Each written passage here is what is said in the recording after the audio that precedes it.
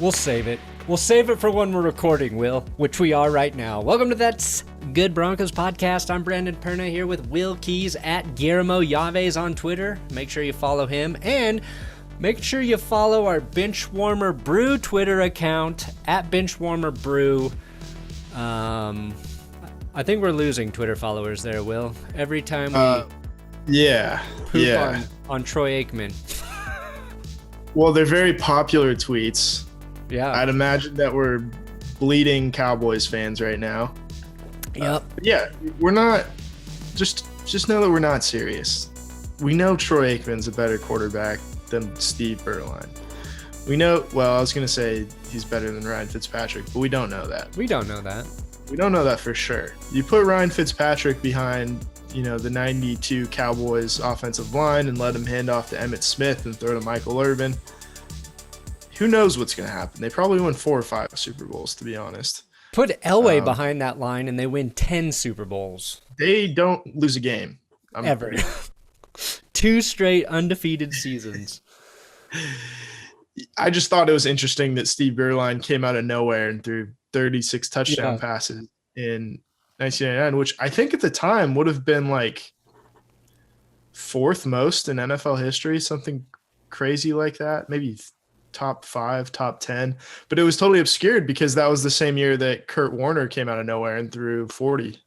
9 or whatever he did.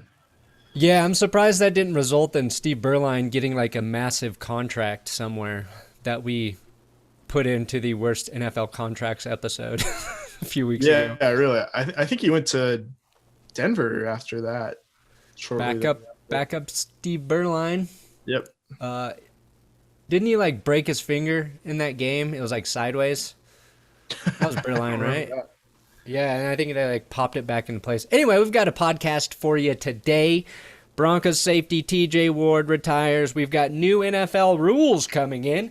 Basically, this is the worst day of my football life every year except for when Tom Brady wins the Super Bowl, as I have to just take whatever dumb rules the NFL hands down. I will read the rules today to Will to see if he can help decipher what some of them mean. Justin Fields, it was revealed today that he has epilepsy. So that may be part of the reason his draft stock has been up and down, as teams apparently have known about this for a while, but the public just found out. And we'll talk about the new point of emphasis that goes along with the NFL rules, which is taunting this year. Maybe we'll start with taunting because it chaps my ass. But first, all of our podcasts brought to you by DraftKings Sportsbook, America's top-rated sportsbook app. Use code DNVR when you sign up to take advantage of their can't-miss offers. And now the NFL wants to take advantage of grown men talking shit to other grown men. Rich McKay, the chairman of the NFL Competition Committee, said today that the league has become too lax in taunting, and that officials will be told taunting is a point of emphasis for them. Face-to-face, pointing the fingers, PowerPoint, standing over players on the ground. How dare a man stand over another player, will be penalized, says McKay. Oh my God. Mad, Will. It's really like, this is the type of thing that if I weren't doing a bunch of other draft videos right now, I would have stopped everything I'm doing to make a video to rant about, but instead we'll just do it on my podcast. Sorry for interrupting you. What were you going to say? No, that's okay. I was going to say the last taunting penalty we saw in a game was, I think, my favorite taunting penalty of all time. Yeah. Was Antoine Winfield doing the peace sign right in Tyreek Hill's face. Yeah. I don't think it gets any better than that. Maybe the committee said, that's the best taunt of all time. Nowhere to go. Let's just prohibit taunting because everybody's going to be, trying to chase the dragon. Yeah, and it's not going to work. In all seriousness, no, I hate this. Yeah. I hate it. it's the no fun league living up to its reputation. And the NFL, the NFL, the NFLame, the NFLame. The NFLame got him. Boom, roasted. Standing over a player, I mean, for a short period of time, dragging your nuts on their face like Von Miller and Tom Brady, it's all in good fun, in my opinion. And it's how the game is played. It is. I mean, we've seen the Broncos lose a game because of a taunting penalty. The most bullshit taunting penalty of all time.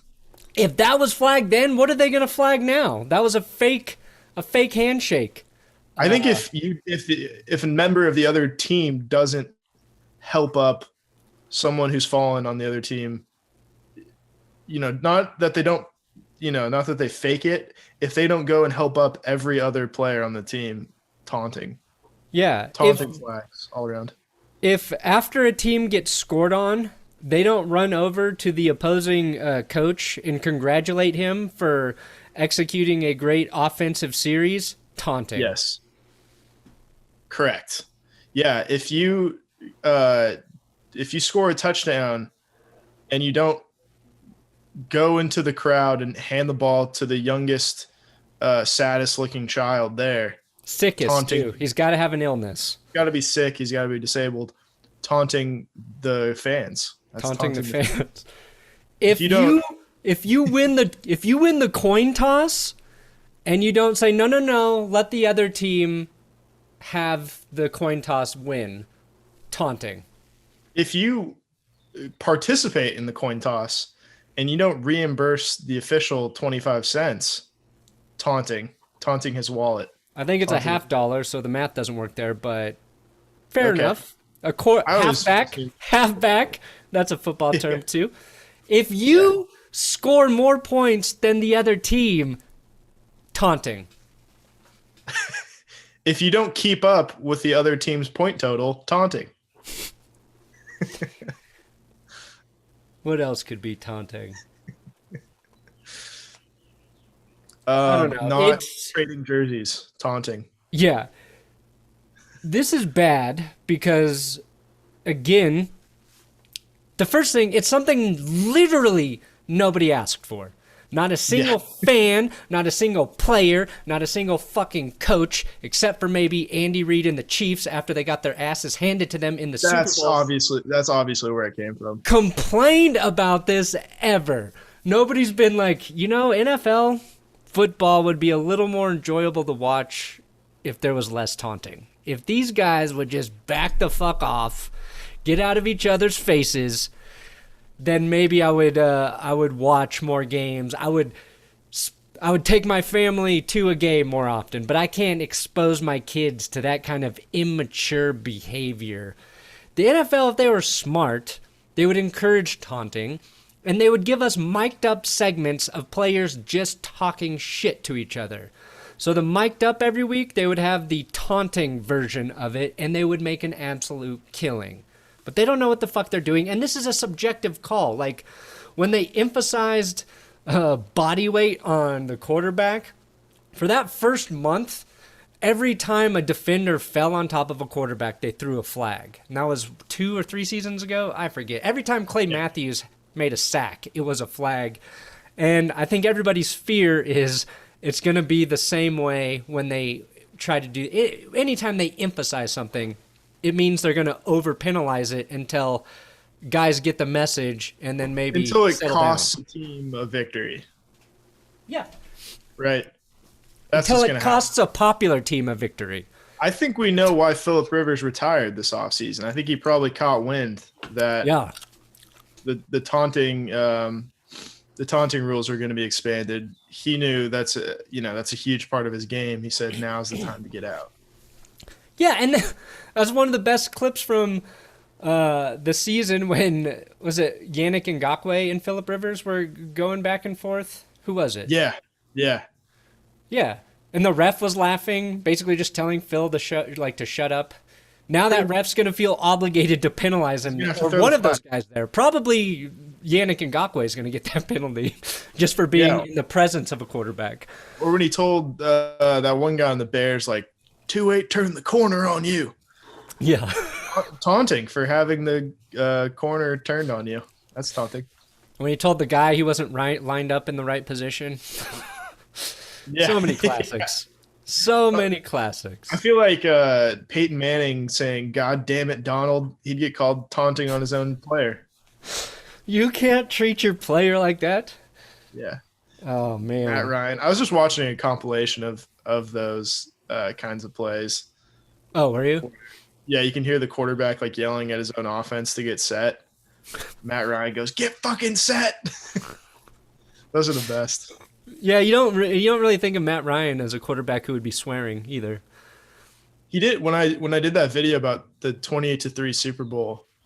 One of those holding calls on like the last drive of regulation. He like looks at his left guard. He's like, "Were you fucking holding on that play?" And it turns out it was the left tackle. Oh man. His left guard was like, "Nope, no, I did not. No, I did not." It's like the scaredest answer of all time. Oh yeah. It's great. Biggest game. Things are starting to go bad. That would be terrifying. Yeah, it's awesome. Those mic'd up videos, like they really enrich a lot of games. They're a lot of fun. Yeah, I need to watch more. I never have the time. At least for the Super Bowls, you know. Yeah, because those are long and they have so many like parabolic mics and just cameras all around that they don't miss anything. Either way, football is on the verge of being ruined, but we have some other rules, some of them good, some of them bad, some of them you're indifferent to, but you want to go over a few of them and see if I can translate them into plain English? Yeah. Okay, so these are the rules that passed. Number 1, by the competition committee to amend Rule 16 to eliminate overtime in the preseason, which Right. I didn't even know existed. The preseason, it exists. Yeah, I didn't know. I didn't remember that. They didn't do it last year though. Yeah, we didn't have a preseason. What this rule means is that two teams will play each other before games start to officially happen. And in the course of two teams competing in football with one another, if their point totals, if one point total of a certain team is lower than the point total of another team, then Team B wins. Well, Team A will have to acquiesce the lead, actually. But if their point totals are even at the end of the 60-minute clock, they would play an extra 10-minute period, and that'll no longer happen in these games that happen before the official games. Okay, thank you for that, Will. To clarify, before this podcast started, I told Will I'll read the rules to him, and I'll see if he can explain to me what they mean. And the first one, very straightforward, and he just smart-assed me through it. So thank you, Will. Here's one that's a little trickier for you. Okay. Number two, wow. Yeah. By competition committee to amend Rule 6, Section 1, Article 3, for 1 year only to establish a maximum number of players in the setup zone. I have no idea what this means. I don't know what the setup zone is. This sounds like – so it's 1 year only, which I guess they'll review it after a year. I thought this had something to do with COVID. I don't know what a setup zone is, though. I don't know if it's on the field of play. I don't know if it's like outside the stadium where they get ready. I don't know if it's in the locker room, in the tunnel. Yep.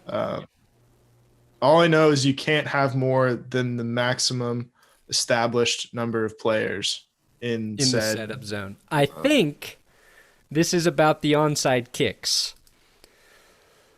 So I think they are going to allow 9 players in the setup zone. So in 2021, the receiving team on kickoffs will be limited to 9 players within 25 yards of the ball.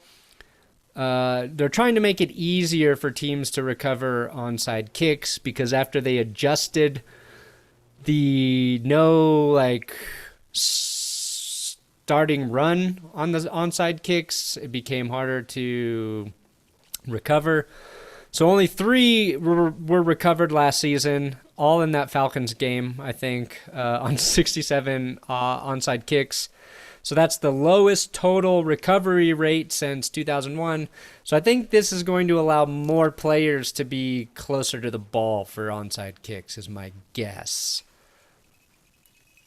Okay. I like that rule. But I didn't know what the fuck the setup zone was. Like, at least write these rules so fans know what you're talking about. Yeah. Okay, so we've got the third one, which is permitting the replay official and designated members of the officiating department to provide certain objective information to the on-field officials. What that means is if Gene Steratore misses a call that's so blatantly obvious that everyone in the stadium and everyone watching on TV can see he got it wrong. Basically, he'll get a call through an earpiece from New York saying, if you don't change this now, you'll be fired and we'll take your retirement. I don't think Gene Steratore is even a working official anymore, but yeah, Sean Hockley. Let's go, Sean Hockley. Son of Ed. Broncos country's favorite NFL referee. Jay Cutler, that was a forward pass. Yeah, damn right it was. Breaking news, the 49ers are signing Raiders' former pass rusher Arden Key to a 1-year deal. So basically, the 49ers gave the Raiders Solomon Thomas, and then the Raiders let Arden Key go, and the 49ers swooped up Arden Key. Fair enough. I thought you were going to say Aldon Smith for a second, because he was a former Raiders pass rusher. And 49er. Yeah, no, he is going to be going probably to jail. He's being signed by a correctional facility. Well, hello. Personal. You, me, and DraftKings Sportsbook. Masvidal and Usman put on a show the last time they stepped into the octagon. And round 2, well, that is sure to pack a punch. DraftKings Sportsbook, the official sports betting partner of UFC, is putting you in the center of this weekend's action. This weekend's title fight with 26-1 odds on either title contender to reign victorious. Pick either main event fighter to win during this weekend's UFC 261 title fight, and DraftKings Sportsbook will give you 26-1 odds. Just bet $5 on either fighter to win, and if they walk out with the belt, you will cash $130 in free bets. There's no better way to put your MMA knowledge to the test than to put your money where your mouth is with DraftKings Sportsbook. And don't worry, if MMA ain't for you, DraftKings Sportsbook offers great odds and promotions on b-ball, hockey, and so much more. DraftKings, of course, is safe, secure, reliable, so you can deposit and withdraw your funds at your convenience. Download the top-rated DraftKings Sportsbook app now and use promo code DNVR when you sign up. Use that code DNVR when you sign up to turn $5 into $130 in free bets. If the contender of your choice wins, place your bet and watch the fisticuffs fly this weekend. Code DNVR to turn $5 into $130 in free bets if the fighter of your choosing takes home the crown. For a limited time only at DraftKings Sportsbook. Got to be 21 or older. Colorado only. New customers only. Restrictions apply. See DraftKings.com/sportsbook for details.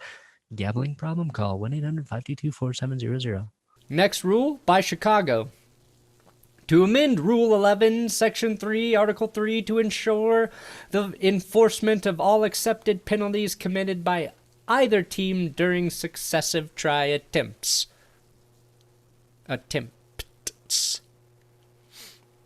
Let me read that again. To ensure the enforcement of all accepted penalties committed by either team during successive try attempts. Okay. Successive. All right, let's talk about what a try is first. That's like a point after try, right? This is something in rugby, I believe. That's what you score tries in rugby. So I think they're trying to expand. You know, they're always trying to expand the game internationally. So they're they're using rugby terminology now, just in case anybody from Europe or New Zealand happens upon this article. So try, I think, is a substitute for a touchdown or point after, like you said.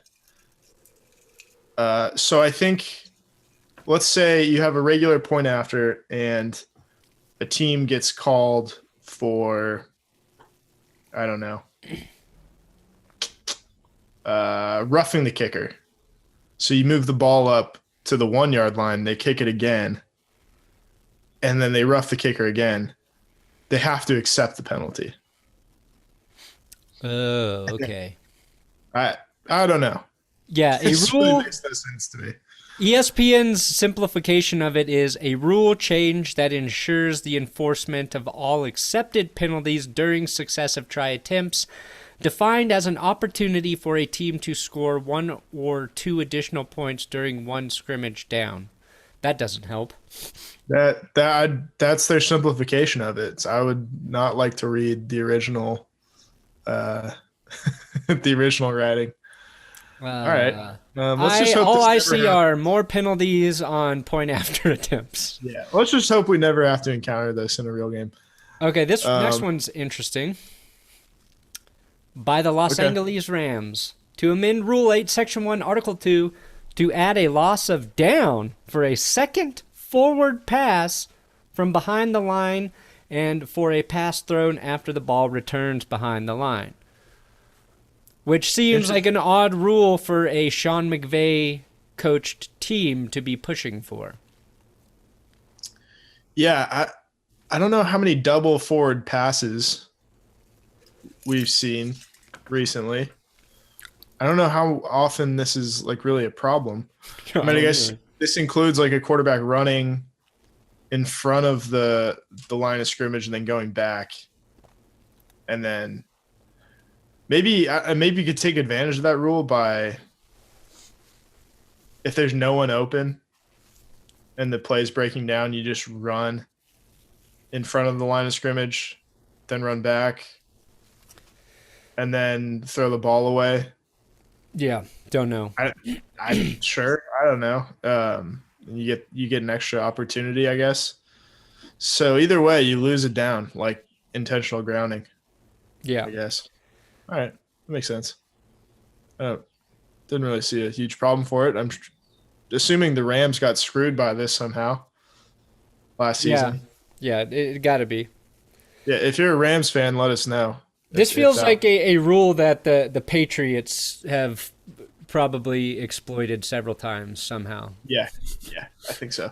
Another I'd like to throw in my own rule here, and it's that the quarterback can't have any part of his body in front of the line of scrimmage, or let's just say his foot. He can't have the toe has to be behind the line of scrimmage when he throws. I'm tired of all this bullshit where he's like basically all the way in front of the line of scrimmage, but there's like a part of him that's behind it still. So Yeah, I know what you're saying. You have to be all the way behind the line, in my opinion. I'll take it one step further. The quarterback has to wear a shock collar, and if he crosses the line of scrimmage and throws the football, he gets fucking electrocuted. Obviously not where it like is going to give him a heart attack or anything, but it hurts. It lets him know he's gone too far. Yeah, something kind of psycho Pavlovian to make sure it doesn't happen. All right, and our final rule, biggest one right here, the one that's getting everyone's dicks hard except for mine, proposed by the Kansas City Chiefs. To amend Rule 5, Section 1, Article 2 to expand jersey number options for certain positions. Which means? Yeah, so unless you are basically an offensive lineman or a quarterback, you can wear any number you want that's not 50 through 69. So basically, as a wide receiver can wear any number from 1 through 19 now. They can wear single-digit numbers. Tight ends can wear single-digit numbers. Defensive linemen, linebackers, defensive backs, running backs. Offensive linemen still have to wear their normal range of numbers. And I think quarterbacks can only wear 1 through 19 still, thank God. Imagine a quarterback wearing like 57. That'd be disgusting. And I'd gouge my eyes out. But yeah, so basically it's college football jersey number rules now. Yeah. I like it. It's fine. I don't care. I don't care that they changed it because I don't care what numbers players wear. Like the taunting, I've never been watching football and thought, you know what? If only Alexander Johnson was wearing number 2 when he tackled Tyreek Hill, it would look a lot cooler. It would look a lot cooler if 2 tackled 11. Or 10, or whatever number Tyreek Hill wears. Like, see, I can't even remember what number players wear. And now a bunch of guys are gonna change numbers. Basically, this whole season, 2021, for players changing numbers is really just gonna fuck with my mind. Jerry Jeudy's probably gonna change numbers, right? He's gonna go from 10 to 4 now. I mean, Brett Rippon is number 4 right now. Brett Rippon's had it since, Boise State, so he might be kind of attached to that number. But the rule is you have to get approval from your team to change the number, and you have to buy out the existing stock of jerseys on like the NFL shop website or whatever. That's lame. That's such a cheap move by the league. It is, yeah. Because I think Mike Florio made a good point on Pro Football Talk that if a team cuts a player or trades a player, you usually don't have to buy out. You don't have to buy out the stock. Sometimes they'll do like a jersey swap. They'll allow you to exchange the jersey. Like, remember when Aaron Hernandez killed people? The Patriots had like a public jersey exchange. Oh, that's right. People go up to the stadium, turn in your Aaron Hernandez jersey, and get like a Gronk or a Brady or an Edelman in return. We're sorry for employing a murderer. To make it up to you, you can give us his jersey back. How much do you think an Aaron Hernandez jersey autographed by O.J. Simpson would sell for? I feel like OJ would think he's too good for that. But I'm sure Darren Ravel could tell you exactly how much. And he probably he already knows. Yeah, he already has it, I think. And then what's the other? Bradley Chubb maybe could switch from 55 to 9. Yeah, if he can pry it off of Jeff Driscoll. Who's somehow still on the team. Yeah, good for Driscoll. Imagine being Jeff Driscoll. Everyone's like, you still work here? What? What are you doing here? Imagine being TJ Ward announcing his retirement today, and he hasn't played since 2017. I guess it was just he's just waiting for that one call. Now, he was on the Cardinals practice squad, I think, for a little bit last year. I think I advocated for him to return to the Broncos at one point last year. Love TJ Ward. It's one of those guys, he's been out of the league for a while now, so you kind of already assume that he retired.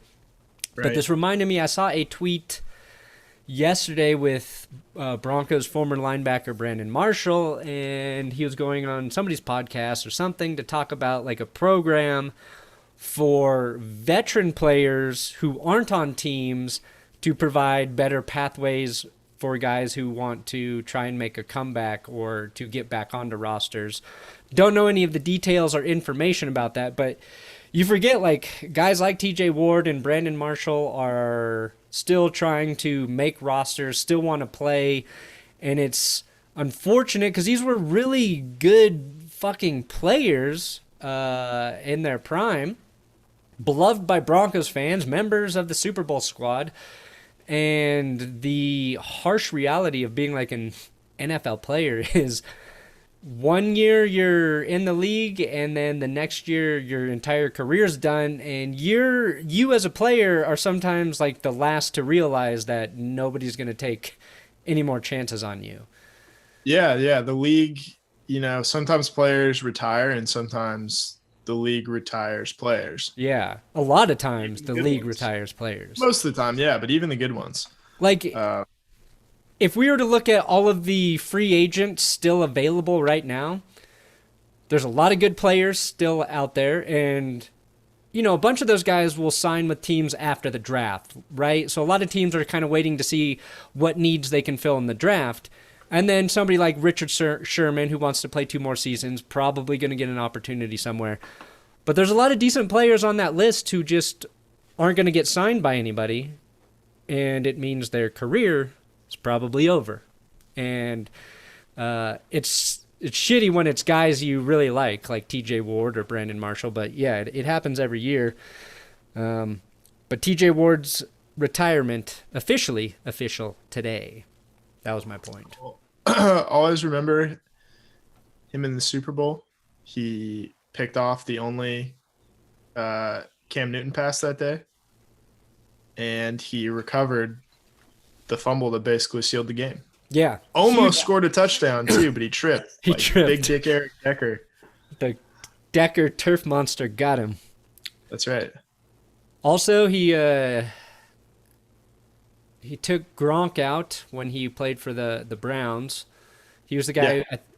Was it ACL? Did he hit Gronk's knee? Was TJ Ward the guy who tore Gronk's ACL, or was it a back injury? I forget. I think that was the ACL, because that was probably 2013. Yeah, it was before he came to the Broncos. Yeah. It was. Yeah, with the Patriots injury, it's usually either TJ Ward or Bernard Pollard. Yeah. Those are the 2 most popular options. I'm pretty sure Darian Stewart lit up Gronk before when he was a Bronco too. Yeah, they both played really great. I mean, they were great all year, but especially in the last 2 games of the season. Yeah, the Broncos, I mean, since TJ Ward left, the Broncos haven't had a guy like him. It's just that safety, plays up in the box, can just fucking thump dudes. And TJ Ward, to his credit, during his time at the Broncos, he came in and he was not great at covering tight ends.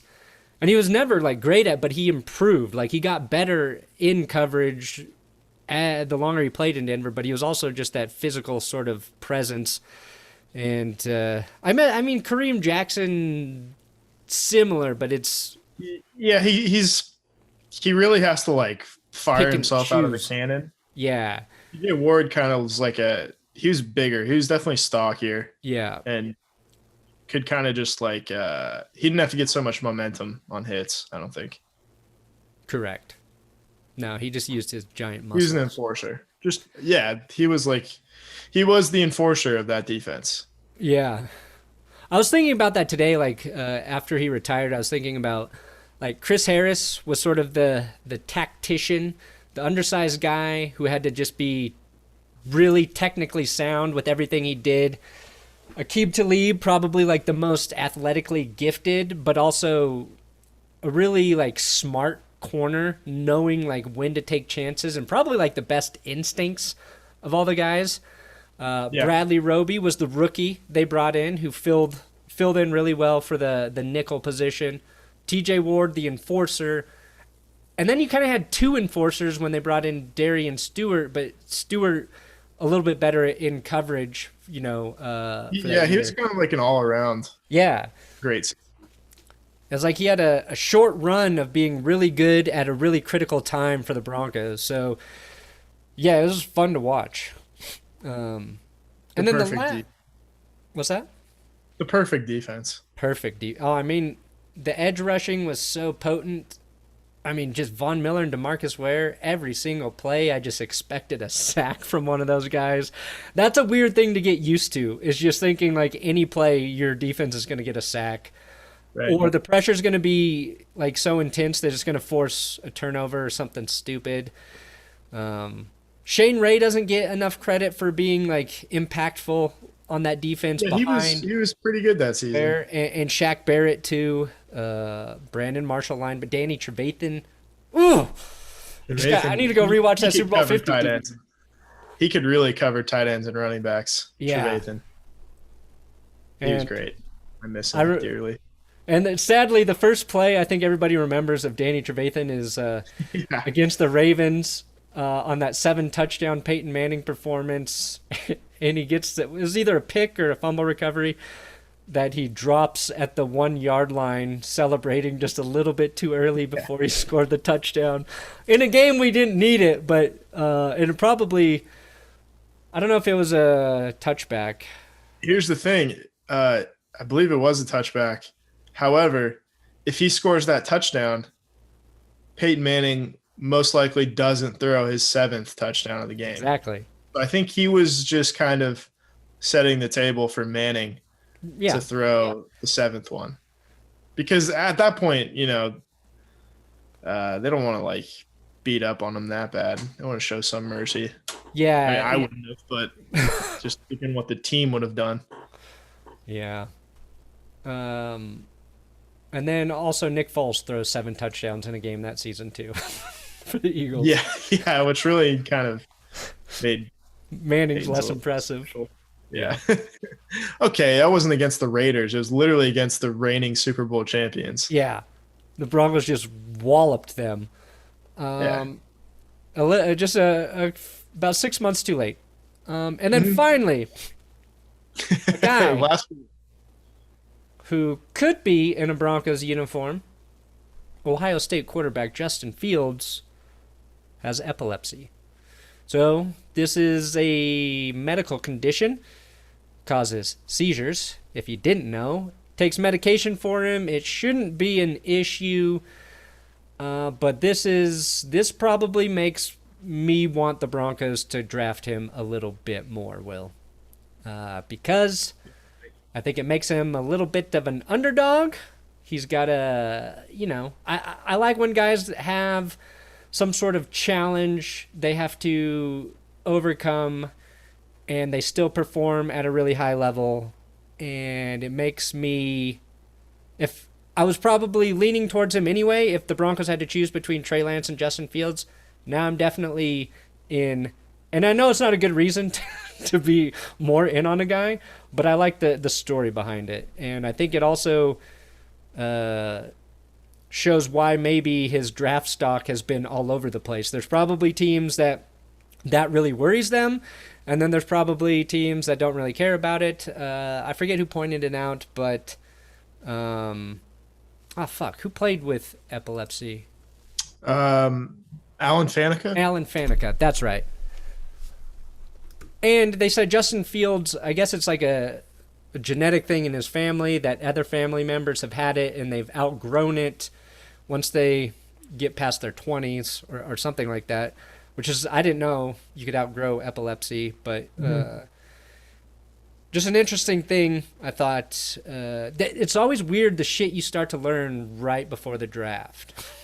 It's like everything is strange. Yeah, it's not necessarily something I think fans had to know, right? But stuff always just kind of leaks out, and usually you can take care of epilepsy with either outgrowing it, A, or B, medication, and those are usually pretty effective. Like my dad's had epilepsy since he was a kid, and went like decades without having an epileptic seizure because of medicine, or medication. So it's not, I don't think it's going to be a huge deal. Jay Cutler played with diabetes. John Elway played, without an ACL. Right. We're not ending the show right now, but I remember when people found out Jay Cutler had diabetes, and they're like, "Oh, maybe that's why he always seems like an asshole." Blood sugar was just low all the time. Yeah. No, he just... Yeah, I think he actually became more of an asshole after we found out he had diabetes. I've been playing with diabetes for how many years? He did some of his best work untreated for diabetes. in my opinion. Yeah, he's like, I need to throw a touchdown and get back on the field. Get this adrenaline going to make up for my low blood sugar. Yeah, really. It's like that. It's like that movie that came out recently, Another Round, where the guys like have an experiment, seeing like, all right, what if we live life at like 0.5 blood alcohol content at all times? Jay Cutler, I think. That's a movie? Yeah, it's a movie that came out this year. It's called Another Round. Another Round. And I think it's on Amazon Prime right now. But it's it's from one of those Scandinavian countries, but the lead actor is Mads Mikkelsen, who's the guy from the bad guy from Casino Royale, who tases Daniel Craig's ballsack. Yeah, but they're high school teachers, and they just come up with an experiment. Like, what if we live our daily lives like a little bit drunk at all times? It's like, see if we perform better, or that is like act better, behave better. The timing of that, I would say, is a little bit serendipitous, because last night I had a whiskey before bed, and as I was laying down, I was like, this is like the perfect state of being. I was like, right. What was I thinking? Like, I was thinking about like trying to write a joke about how being buzzed, not drunk, but just being buzzed is kind of a superpower. It's always the perfect time to be buzzed. Like, it'll make anything better. And I was just thinking about that last night. So the fact that you brought up that movie makes me think I'm going to start every day with a whiskey now. Just one. Yeah, I think you should check it out. Yeah, just one. It makes jokes funnier. It makes you think you're funnier. Makes you think you're funnier. Yeah, you relax a little bit more, better taking tests, speaking in front of people. Yeah. Yeah, there's this fine line when I drink between where I am a little bit funnier and I can speak coherently, and it crosses pretty quickly to where I have a really hard time connecting my thoughts and like not even being super drunk, but just really searching for words and feeling like I'm going nowhere with my point. I've noticed that more as I get older. I'm like, 2 whiskeys and you start to sound like a fucking idiot. Yeah, it's like TJ Ward's career. Suddenly, like, he's one of the best safeties in the league, and then all of a sudden no one wants him.